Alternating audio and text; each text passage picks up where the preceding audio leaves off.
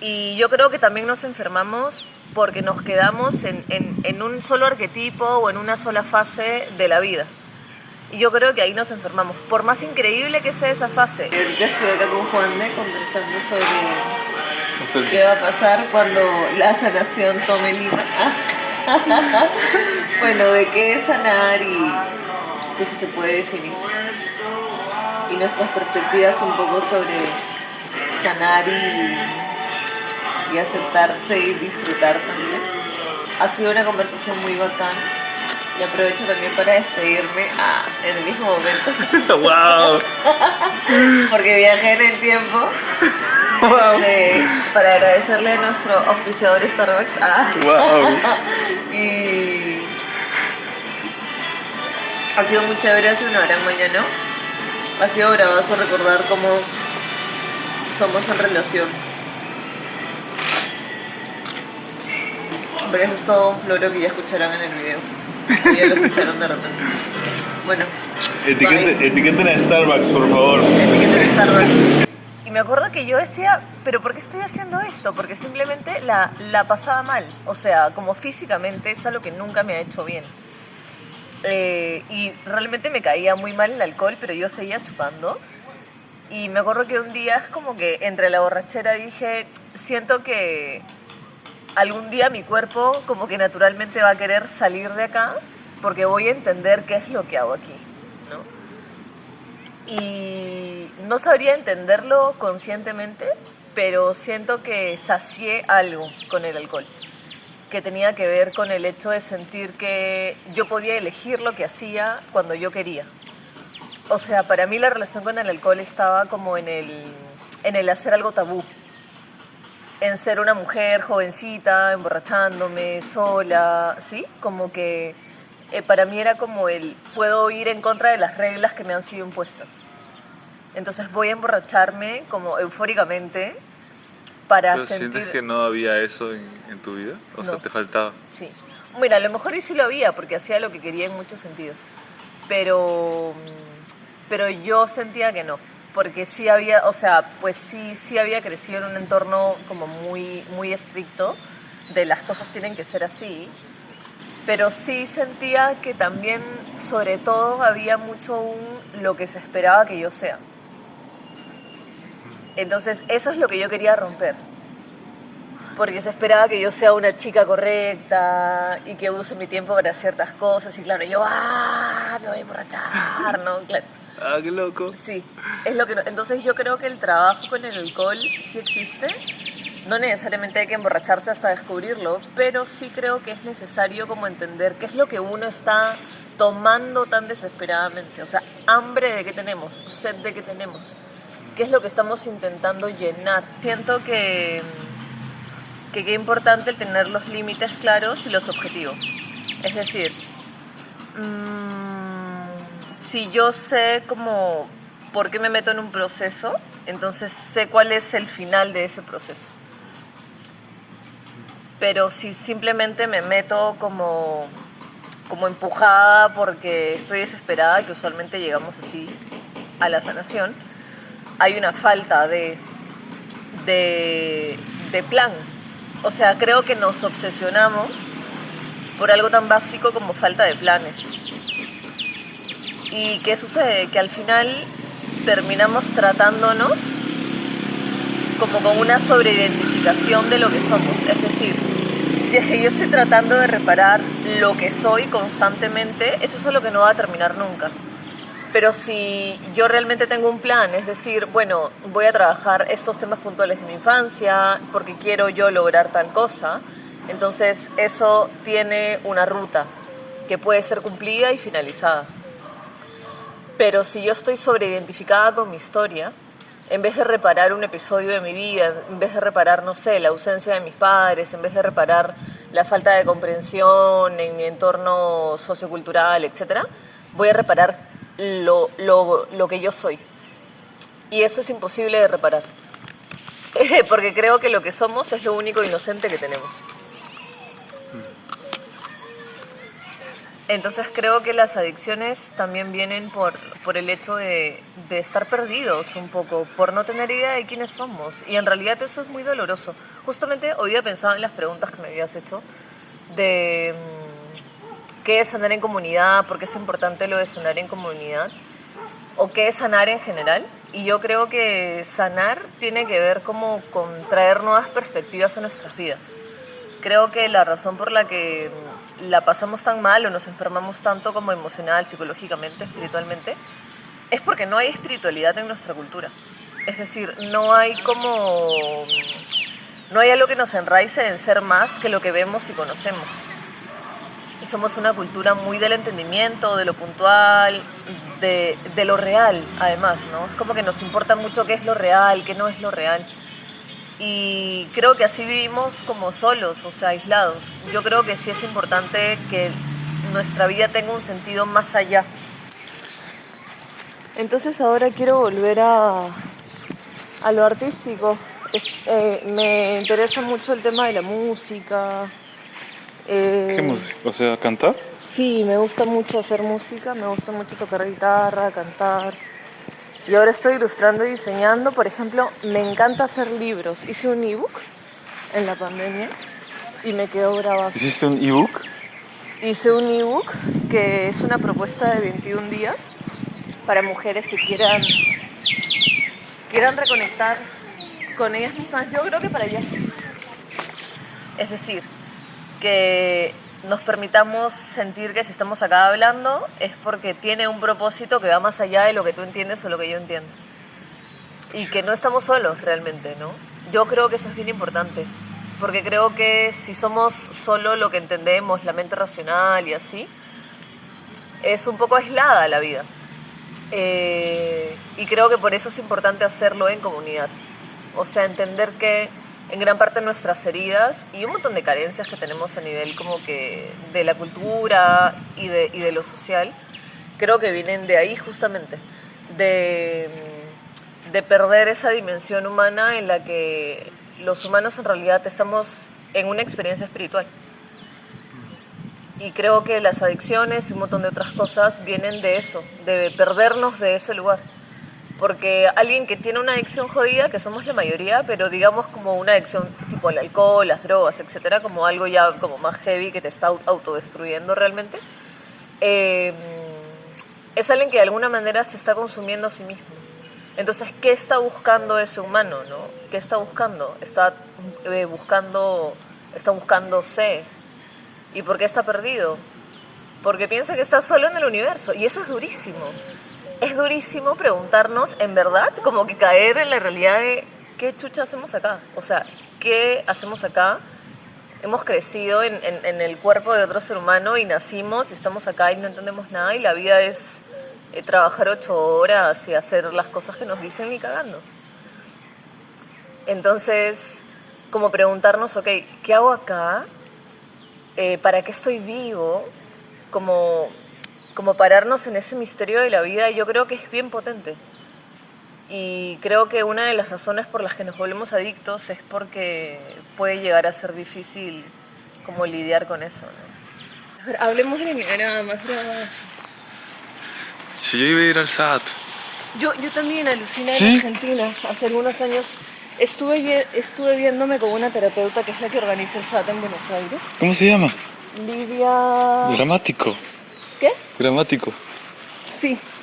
Man, ya, conoces a Lidia, qué Sí. loco. Ella fue mi terapeuta en el 2016. ¿Crees que sea solo eso? O sea, que la espiritualidad solo signifique replantearte quién eres en relación y también chequear esa relación con cómo te lo propone tu entorno? ¿O crees que hay algo más que signifique espiritualidad y sanación?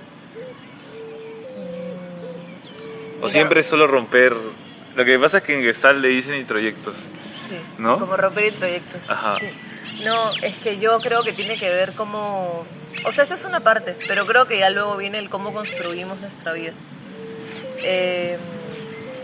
Y que son ciclos naturales, ¿no? No sé, tipo el otoño que agarra, cae todo este árbol y la tierra se lo consume, entonces rompe con las formas que ya existían y va a pasar un tiempo de abono, o sea, un tiempo en donde nada va a crecer y luego van a empezar a florecer cosas nuevas, ¿no?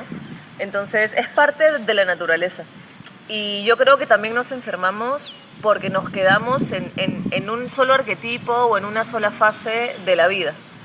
Y yo creo que ahí nos enfermamos, por más increíble que sea esa fase. Por ejemplo, Sí. o sea, si yo me quedo solo en trabajar con mi miedo y solo me centro en eso y luego de repente no me habría a pasar ya al disfrute. Exacto. Y es tu propia cosecha. Y solamente tú te puedes dar el permiso de habilitar eso. Es decir, solamente tú puedes reconocer que ya hiciste una chamba que es importante. Y eso es bien importante. Y de verdad que pasa mucho en la gente que somos como muy dados a los procesos interiores, porque no es que a todo el mundo le interesa.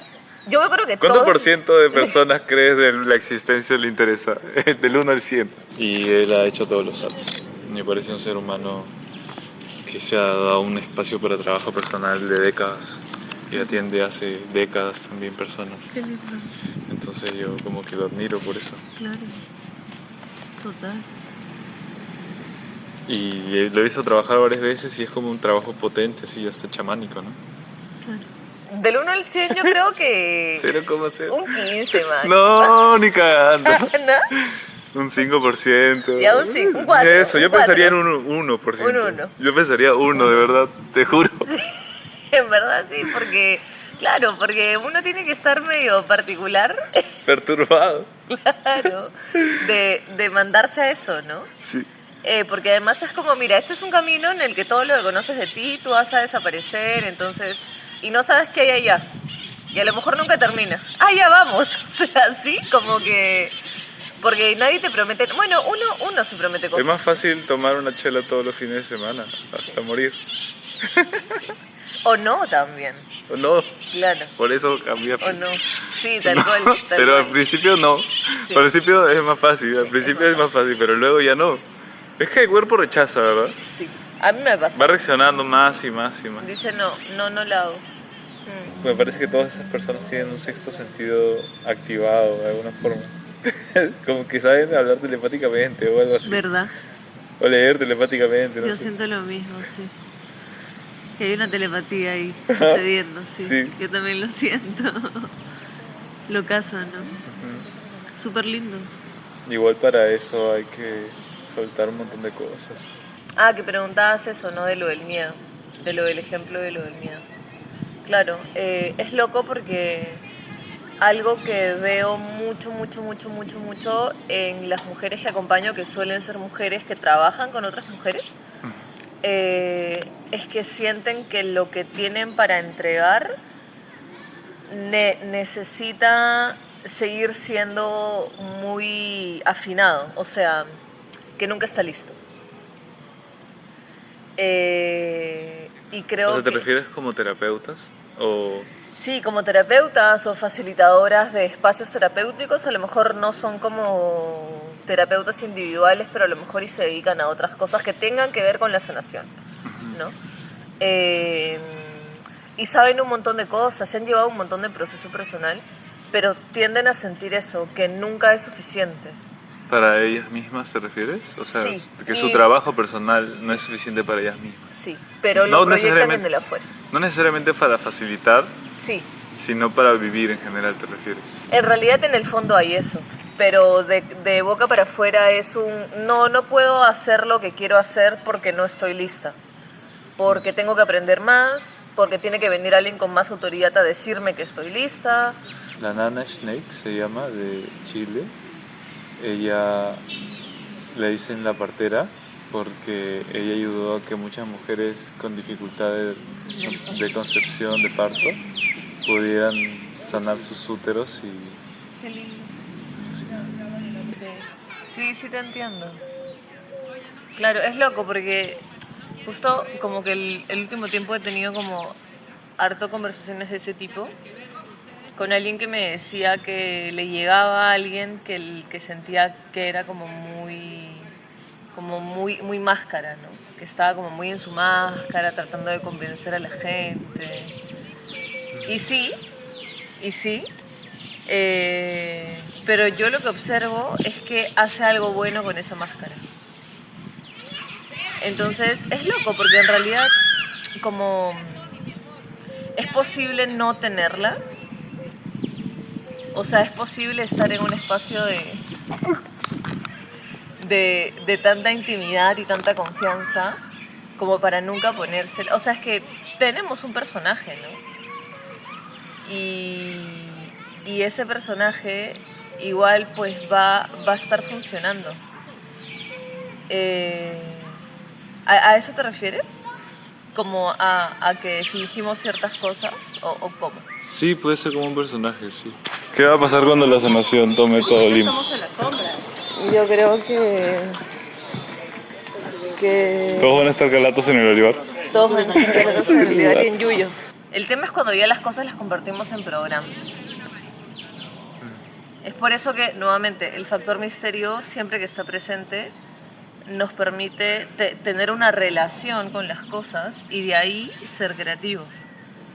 Por ejemplo, si es que yo digo, he descubierto que tengo una relación con la Tierra y yo ya sé de qué va la Tierra y cómo funciona esto y qué es lo que tengo que hacer para que esto funcione, entonces ya se convierte como en una rutina a la cual como que siempre atiendo, pero ya no es una relación que me nutra y que por ende nutra hacia el otro lado, porque yo ya sé, o sea, ya sé programa de así me relaciono con así soy espiritual, así sano, así soy una persona responsable emocionalmente. Como ya sé, entonces ya no necesito escuchar nada. Y como no necesito escuchar nada, pues ya no es una relación creativa. Y ahí ya no es espiritual, pues, o sea, ya, bueno, o como sea, espiritual o lo que sea. O sea, pero, ya no necesitas aprender nada, ¿te refieres? o Algo sea, así. si es que asumimos que ya lo conocemos, que ya lo sabemos, como que nos perdemos de esa oportunidad en donde la relación con lo que sea que estemos viviendo, aprendiendo, existiendo, creando, nos dé siempre como ese factor misterio para seguir avanzando. Entonces es como confiar en nosotros, saber quiénes somos hasta el punto que sea posible y junto con eso también estar abiertos a recibir ese misterio de lo que vaya sucediendo. Por ejemplo, ¿qué pasa si cuando hay una persona que te enoja porque tiene estas máscaras y estas formas que te desagradan? Entonces, ¿y qué pasa? Que tú sientes que ya sabes cómo es esa persona. Y ese ya sabes es lo que te está molestando acá. Porque es como un reflejo. El cerebro es como un sentido más, ¿no? Es como que la mente es un sentido en el que llega y dice como, yo ya sé cómo es esta persona. Porque dijo tal cosa, a lo mejor no han pasado más de 5 minutos. Obviamente no sabemos nada de esa persona. Pero yo ya sé, porque mi mente es un sentido que responde así como que cuando huelo feo y digo es caca, la misma forma, esta persona dijo esto, se ve de esta manera, respuesta, ya reflejo, que no dice nada de mí, solamente dice lo que yo he aprendido, no dice nada de mí como persona, solo lo que he vivido en el pasado. Entonces ya tengo un reflejo por mi experiencia del pasado. Y como ya sé, empiezo a traer todas las experiencias asociadas a esa experiencia y sufro. Porque probablemente haya gente con la que sí he tenido problemas que se parecía a esta persona, entonces sufro porque las tengo presentes. Pero si en ese momento digo ya, ¿y qué pasa si no sé?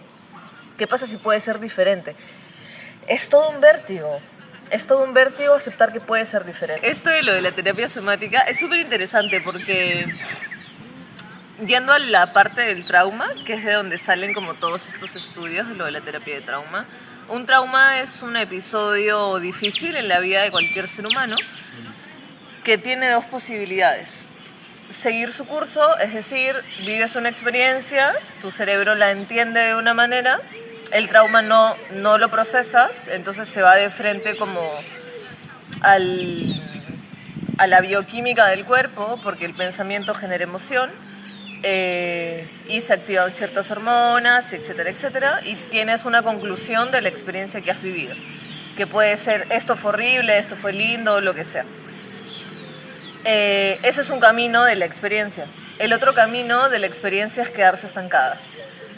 porque no logramos procesarla, porque a lo mejor somos, no sé, porque a lo mejor si lo vivimos en la infancia y no tenemos la capacidad de entender lo que acaba de pasar, o la mayoría de las veces la razón por la que no procesamos las experiencias traumáticas es porque las vivimos en soledad. Y de hecho es por eso que la terapia de trauma y la somática ya tiene que ver con hábitos que tú desarrollas, pero la terapia de trauma siempre incluye el contacto, siempre.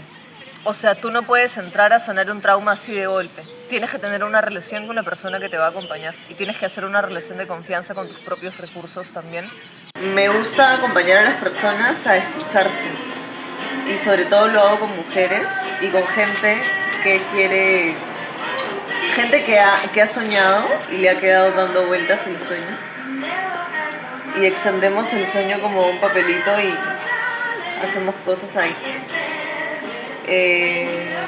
También leo las cartas porque me gusta mucho escuchar. Creo que la escucha y la magia es lo que forman la intuición y me gusta eso.